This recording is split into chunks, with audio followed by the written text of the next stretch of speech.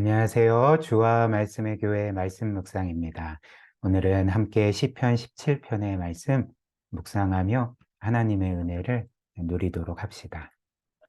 이 시편 17편은 표제에서처럼 우리가 보는 바와 같이 다윗의 시편이죠. 그리고 다윗은 이 시편에서 어떤 위기 가운데 악인들로부터 원수들로부터 자신을 구원해 주시기를 하나님께 부르짖고 있습니다. 그래서 그 시편 17편의 몇 구절을 보면 지금 다윗은 이렇게 하나님의 구원을 부르짖고 있죠. 1절입니다. 여호와여 의의 호소를 들으소서 나의 울부짖음에 주의하소서 거짓되지 아니한 입술에서 나오는 나의 기도에 귀를 기울이소서. 지금 하나님께 기도하고 있고 호소하고 있고 울부짖고 있습니다. 어떤 내용으로 그렇습니까? 9절 내 앞에서 나를 압제하는 악인들과 나의 목숨을 노리는 원수들에게서 벗어나게 하소서. 또 13절입니다. 여호와여 일어나 그를 대항하여 넘어뜨리시고 주의 칼로 악인에게서 나의 영혼을 구원하소서. 즉 다윗은 지금 어떤 위기 가운데 있는데 특별히 악인들과 원수들이 자신을 해치려고 하고 또 파멸시키려고 하는 가운데 여호와께 나를 구원해 주십시오. 나의 영혼을 구해 주십시오라고 지금 부르짖고 있는 것입니다. 그리고 다윗은 하나님께서 자신을 구원해 주셔야 될 근거를 또한 밝히고 있는데요. 2절부터 한번 또 보겠습니다. 주께서 나를 판단하시며 주의 눈으로 공평함을 살피소서. 주께서 내 마음을 시험하시고 밤에 내게 오시어서 나를 감찰하셨으나 흠을 찾지 못하셨사오니 내가 결심하고 입으로 범죄하지 아니하리이다. 사람의 행사로 논하면 나는 주의 입술의 말씀을 따라 스스로 삼가서 포악한 자의 길을 가지 아니하였사오며 나의 걸음이 주의 길을 굳게 지키고 실족하지 아니하였나이다. 그래서 2절부터 5절까지를 보면 지금 다윗은 하나님께 어떤 근거로 자신을 구원해 주시도록 그렇게 요청하고 있습니까? 나는 흠이 없습니다. 3절처럼. 하나님께서 나를 공평함으로 살피셨을 때, 나를 감찰하셨을 때 흠을 찾지 못하셨습니다. 그리고 저는 과거로부터 결심하고 입으로 범죄하지 않기를 그렇게 결단하고 살아왔습니다. 또 4절처럼 나는 주의 입술의 말씀을 따라 살았고 포악한 자의 길을 가지 않았습니다. 이렇게 호소를 하고 있는 거죠. 그리고 주님의 길을 굳게 지키고 실족하지 아니하였습니다. 이렇게 자신의 무죄함과 또 어떤 면에서는 하나님의 뜻대로 살았다는 그 삶에 그 하나님의 구원을 요청하고 호소하고 있는 것이죠. 그래서 6절 말씀 하나님이여 내게 응답하시겠으므로 내가 불러싸오니 내게 귀를 기울여 내 말을 들으소서 이렇게 간구하고 있죠. 즉 다윗은 결론적으로 하나님께 이렇게 호소하고 있는 것입니다. 하나님, 지금 나의 대적들이 악인들이 원수들이 나를 해하려 하고 나를 파멸시키려고 합니다. 그러나 나는 지금까지 하나님의 뜻대로 살았기 때문에 나를 해치려고 하는 저 악인들로부터 나를 구하소서 이렇게 호소하고 있는 거죠. 그렇다면 우리가 한 가지 궁금한 것은 지금 다윗은 자신의 어떤 의로운 삶이나 행위를 하나님께서 자신을 구원해 주셔야 되는 조건으로 여기고 호소하고 있는 걸까요? 자신의 그 의로움을 구원의 어떤 조건으로 말하고 있는 것입니까? 그렇지 않습니다. 지금 다윗은 하나님, 저는 의롭고 저들은 악합니다. 저는 저들보다 의롭고 저들은 악하니까 저들은 벌하시고 저는 구원해 주십시오. 이렇게 호소하고 있는 것이 아닙니다. 여기에서 다윗은 물론 나는 하나님의 뜻대로 살려고 했고요. 또 하나님이 보시기에 흠이 없고요. 또 어떤 면에서 의를 따라 하나님의 말씀을 따라 살았습니다. 이렇게 말한 것은 사실이지만 그럼에도 불구하고 다윗은 지금 하나님께 구원을 요청할 때 자신의 의로움에만 호소하는 것이 아니라 오히려 하나님의 의로움에 호소하고 있다는 것입니다. 즉 강조점이 다윗의 의로움이 아니라 하나님의 의로움에 있었다는 거죠. 즉 하나님의 공의는 성경에 따르면 악인들에게 억압받는 자들을 구원해 주시고, 그리고 오히려 그 악인들을 벌하심으로써 하나님의 공의를 세우시는 것이 하나님의 의로움입니다. 바로 이 때문에 다윗은 지금 그 자신이 악인들보다 더 하나님의 뜻대로 산 것은 맞지만, 그럼에도 불구하고 자신의 의로움에 호소하지 아니하고 오히려 자신을 포함한 이 세상 모든 사람들을 공의롭게 다스리시고 또 처리하시고 심판하시는 하나님의 의로움에 호소하여 구원을 요청하고 있다는 거죠. 따라서 그 다윗은 당시에는 그런 삶을 살진 않았지만, 혹시라도 다윗도 누군가를 억압하는 삶을 살고 있었다면 그는 하나님께서 악인들을 벌해 주시도록 요청할 수 없었을 것입니다. 왜냐하면 자신도 다른 사람을 억압한다면 하나님은 자신도 벌하실 것이기 때문에 그랬던 거죠.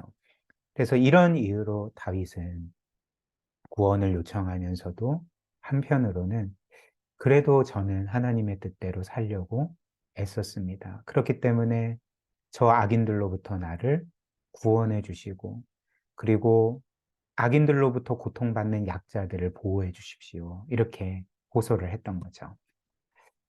그러나 우리가 이제 눈여겨볼 것은, 다윗은 이렇게 하나님의 구원을 요청할 때 하나님의 공의에만 호소하지 않았다는 것입니다.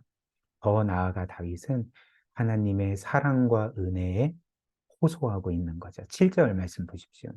주께 피하는 자들을 그 일어나 치는 자들에게서 오른손으로 구원하시는 주여, 주의 기이한 사랑을 나타내소서. 주여, 주의 기이한 사랑을 나타내소서. 이렇게 말합니다. 여기에서 다윗이 호소하는 주의 기이한 사랑은 히브리어로 보면 그 사랑이라는 단어가 헤세드라는 단어로 되어 있습니다. 여러분들이 아시다시피 이 히브리어 헤세드는 하나님께서 우리의 행위 때문에 베푸시는 사랑이 아니라 하나님의 한없이 은혜로운 성품과 또 우리에게 주신 내가 너희를 반드시 구원하겠다라는 그 구원의 약속 때문에 하나님께서 죄인들인 우리에게 아무 조건 없이 풍성하게 베풀어 주시는 신실한 사랑을 의미합니다. 영원한 사랑을 의미하는 거죠. 즉 다윗은 지금 한편으로는 자신의 무죄함을 주장하고 또 악인들이 자신을 해치려고 하고 파멸시키려고 하는 그 부당함에 대해서 호소했지만, 또 다른 한편으로는 다윗은 하나님, 제가 하나님께 구원을 요청하는 것은 저의 의로움 때문이 아니라, 혹은 하나님의 의로움만이 아니라 더 나아가 저는 하나님의 조건 없는 사랑에 호소합니다. 저는 저의 그 무죄함과 어느 정도 의로움을 하나님께 말씀드렸지만, 그럼에도 불구하고 나의 의는 흠이 많고 죄가 섞여 있는 불완전한 의로움입니다. 그렇기 때문에 저는 저의 의로움을 의지하지 않고 하나님의 사랑만을 의지하여 저를 구원해 주시기를 요청합니다. 이렇게 고백을 하고 있는 거죠. 그리고 다윗의 고백처럼 하나님의 사랑과 은혜만이 다윗과 우리를 구원하신다는 것은 그 다윗의 또 다른 사건, 이것이 이 시편 전인지 후인지는 우리는 알 수가 없지만 다윗이 그의 인생 가운데 끔찍한 죄를 범한 적이 있지 않습니까? 그가 유부녀였던 바세바를 범하고 그것을 은폐하기 위해 그의 남편인 우리아를 죽였던 그 사건에서 오직 하나님의 사랑과 은혜만이 우리를 용서하신다는 것이 잘 나타나는 거죠. 사실 그때 다윗은 오늘 시편 17편의 호소처럼 제가 지금까지 하나님의 뜻대로 살았습니다. 그렇기 때문에 저를 괴롭히고 해하려고 하는 저 악인들에게서 저를 구원해 주십시오. 이렇게 간구할 수 없었을 것입니다. 왜 그럴까요? 왜냐하면 그때 다윗은 어떤 면에서 그 자신보다 약자인 사람들을 그렇게 해하고 또 어떤 면에서 그 성적으로 겁탈하고 그리고 그들을 살해한 그런 끔찍한 죄를 지은 자였기 때문에 그렇죠. 그러니까 그 또한 지금 시편 17절에서 말하는 악인들과 같은 삶을 살았기 때문에 그런 죄를 지었기 때문에 사실 지금처럼 제가 하나님의 뜻대로 살았고요. 저는 무죄하고요. 저는 어느 정도 의롭기 때문에 저를 악인들로부터 구원해 주십시오라고 간구할 수가 없었다는 거죠. 그러나 우리가 알다시피 그때에도 다윗은 하나님께 죄의 용서를 구했고 놀랍게도 그의 끔찍한 죄로부터 용서받을 수가 있었던 것입니다. 어떻게 그럴 수가 있었을까요? 바로 하나님의 사랑과 은혜 때문이었던 거죠. 그래서 다윗은 그 끔찍한 죄를 범한 후에 참회의 시를 썼죠. 시편 51편 1절에서 이렇게 밝힙니다. 하나님이여 주의 인자를 따라 여기에서 인자는 헤세드 신실한 사랑을 가리킵니다. 하나님이여 주의 신실한 사랑을 따라 내게 은혜를 베푸시며 주의 많은 긍휼을 따라 내 죄악을 지워 주소서 이렇게 밝히는 거죠. 물론 어떤 사람들은 이런 의문을 제기할 수 있을 것 같습니다. 하나님께서 아무리 사랑이 많으셔도 그렇지, 어떻게 남의 아내를 그렇게 성적으로 범하고 또 그 죄를 은폐하려고 그의 남편을 죽인 끔찍한 죄를 범한 자를 그냥 아무 조건 없이 용서해 주실 수가 있는가? 그러니까 이렇게 그 하나님의 사랑과 공의에 대해서 의문을 제기할 수도 있을 것입니다. 그러나 우리가 기억해야 될 사실이 있죠. 하나님은 우리를 용서하실 때, 구원하실 때에 마치 공의를 무너뜨리는 방식으로 용서를 남발하시는 그런 불의한 왕의 모습으로 우리를 용서해 주시지 않는다는 거죠. 하나님께서는 우리가 알고 또 고백하는 것처럼 끔찍한 죄를 범한 다윗을 용서하시기 전에 또 수없이 많은 죄를 지은 우리를 용서하시기 전에 하신 일이 있습니다. 그것이 무엇일까요? 우리의 모든 죄값을 치르시고 그분의 완전한 공의를 세우셨던 사건이었던 거죠. 어떻게 그 일을 하셨습니까? 하나님은 2000년 전에 이미 그분의 외아들 예수 그리스도를 다윗을 위해서 또한 우리 모두를 위해서 십자가에 못 박아 죽이심으로써 우리의 죄와 불의를 심판하셨고 그로 인해서 완전한 공의를 이루셨습니다. 그리고 그로써 다윗뿐만 아니라 우리 모두를 용서해 주시고 구원해 주셨던 거죠. 즉 하나님께서는 용서를 남발하는 불의한 왕이 아니라 그분의 외아들의 죽음으로 이 세상을 향한 그분의 공의를 완벽하게 이루시고 동시에 그 아들을 우리를 위해 대속제물로 내어주심으로 우리를 구원하심으로 우리를 향한 그분의 사랑을 이루셨던 것입니다. 사랑하는 여러분, 우리는 확실히 우리가 이 세상을 떠나 주님 품에 안길 때까지 나는 죄를 지었지만 그래도 지금까지 뭐 그럭저럭 잘 살았기 때문에 용서받을 만하지. 하나님께서도 나를 용서해 주실 수가 있지. 라고 말할 수가 없습니다. 우리의 어떤 것도, 어떤 행위도 하나님께 용서를 얻어낼 수 있는 것이 아닙니다. 오히려 우리의 행위는 하나님의 심판을 더 쌓을 뿐이지 않습니까? 그러나 하나님은 그분의 외아들의 죽음과 부활하심으로써 이미 우리의 모든 죄를 영원히 사하시고 해결하셨죠.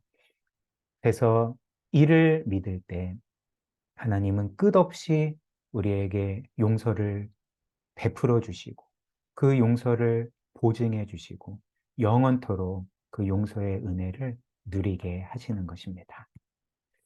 우리 함께 기도할까요? 우리가 읽진 않았지만 시편 오늘 이 17편 8편에 이런 말씀이 있습니다. 나를 눈동자와 같이 지키시고 주의 날개 그늘 아래 감추소서. 우리가 죄를 지을 때, 양심의 고발을 당할 때, 혹은 죄의 문제는 아니더라도 이 세상에서 여러 환난과 어려움을 겪을 때에 우리는 어디로 피합니까? 우리는 늘 주의 날개 그늘 아래, 그리스도의 십자가의 피난처 아래 피해야 됩니다. 하나님의 사랑과 은혜의 그늘 안에 피할 때에 하나님은 늘 우리를 사랑해 주시고 용서해 주시고 우리를 지켜 보호하여 주시고 선하게 인도해 주실 것입니다. 그리고 그로써 우리가 누리게 될 그 구원의 감격과 감사함으로 더욱더 하나님을 향해 거룩한 삶을 살아갈 수 있도록 우리에게 그런 은혜 달라고 함께 기도하도록 하겠습니다.